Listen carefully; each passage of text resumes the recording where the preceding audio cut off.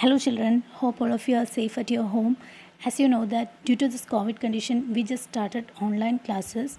Now we are discussing our chapter life process and the topic is respiration in human beings. Before going to our topic, children, please take your notebook and write lecture notes. Okay, come to our topic respiration. What is actually respiration? That we discussed in our classroom.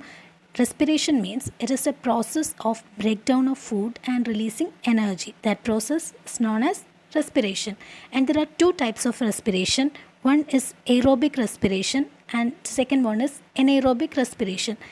The breakdown of food is happening in the presence of oxygen, that is known as aerobic respiration, and if it is happened in the absence of oxygen, that is known as anaerobic respiration. Now we can discuss about respiration in human beings. In human beings, respiration occurs in two steps. That is breathing. One step is breathing and second step is cellular respiration. Breathing, you know that it's a external mechanical process. Inhalation and exhalation. Inhalation of air and exhalation of carbon dioxide. Inhalation means oxygen is taking into our body and exhalation, carbon dioxide is releasing out. So these two processes constituting breathing process. And the second step is cellular respiration. Cellular respiration, it is occurs in cellular level, that is it is occurs inside the cell. Then in this cellular respiration, you know that it is an aerobic respiration. So food is breaking down into energy in the presence of oxygen. So here glucose is converting into carbon dioxide, water and energy in the presence of oxygen. And the released energy, here the released energy further is used for the production of ATP molecule.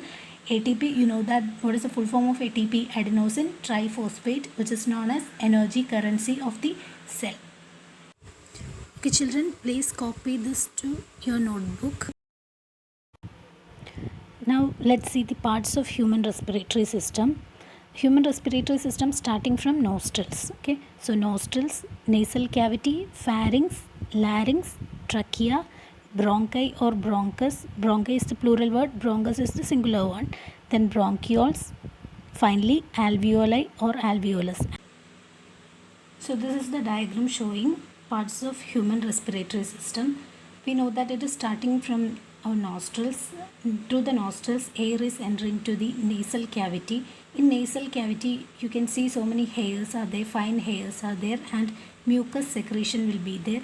It will prevent the dust particles, or it will filter the air which are entering into the nasal cavity. And from the nasal cavity, air is passing down through the pharynx and it will reach to, that means it is going through the larynx. Larynx is otherwise known as sound box, and then it is reaching to a tube-like structure that is known as trachea. Tube-like structure is known as trachea. The other name is windpipe. This trachea is lined with rings of cartilage.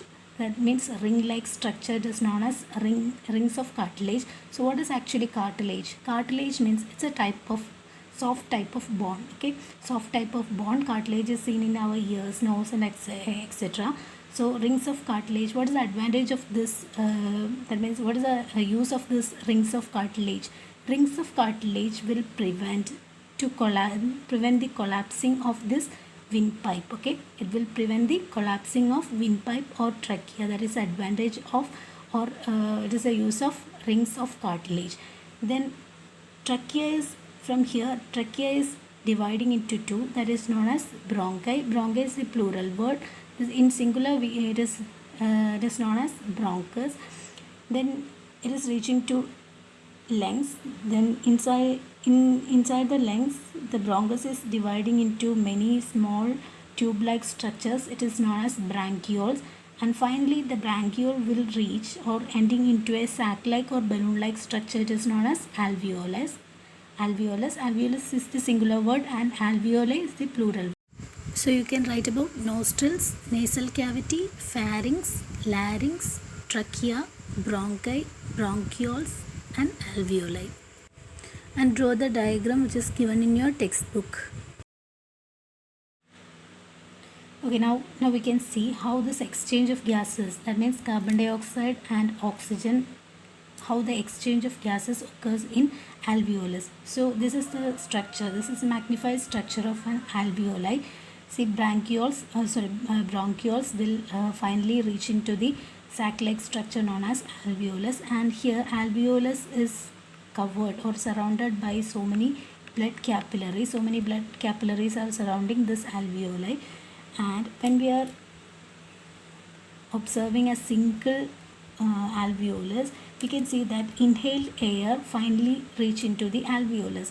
There the oxygen concentration will be higher, more oxygen molecule will be there, more oxygen will be there, and in blood capillaries the carbon dioxide level will be higher due to cellular respiration. As a result of cellular respiration, carbon dioxide will be produced, and it will reach to the bloodstream, and finally it will reach to the lungs. So here the carbon dioxide concentration will be higher in bloodstream. So what will happen? Simple diffusion will taking place. That means from higher concentration of oxygen will move to the bloodstream, and carbon dioxide will move to the alveolus. So this carbon dioxide will exhale out. That is the process.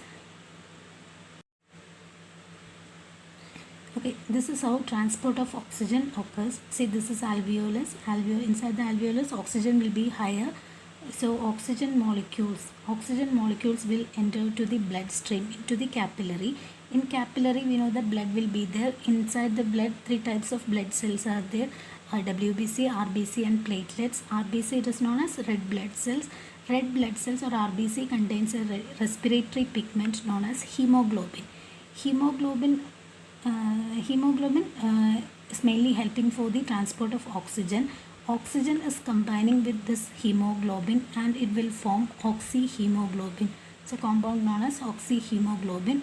In this form, oxygen will reach to each and every tissues, and carbon dioxide mainly transporting in dissolved form. It will dissolve into the water. Now you can pause the video and write the notes. Mechanism of breathing. Breathing means we know that it's a process of inhalation and exhalation. Inhalation means we are taking oxygen into our body. Exhalation means carbon dioxide is liberating or releasing out from the body. At the time of inhalation, you know that you can see a structure. This is known as diaphragm, which is seen just below to the lungs. And at the time of inhalation, the diaphragm will move down. This diaphragm will move down. So what will happen? The ribs will lift up, and the chest cavity, this is known as chest cavity, the cavity inside the ribs, that is known as chest cavity, and the volume of chest cavity will increase. So air will enter to the lungs. That is the mechanism happening at the time of inhalation. And in exhalation, just opposite will happen. See here, you know that the diaphragm will be in down position. So what will happen at the time of exhalation? The diaphragm will move upward. That means it will attain its original position. So the volume of the chest cavity will decrease. Chest cavity volume will decrease. So air will go out. This is the mechanism of inhalation and exhalation. Children, please copy the same thing to your notebook. You can draw 2 columns, in one inhalation and in another one exhalation. Respiration in plants. This is the last topic in this session. So we can discuss how the plants are respiring. We know that this is somewhat simpler than animals. Respiration in plants is somewhat simpler than animals because they don't have any special organ system for respiration, but gaseous exchanges occurs. That is actually the respiration. So gaseous exchange occurs through 3 structures. One is stomata, then second one is lenticels, and third one is surface of fruits.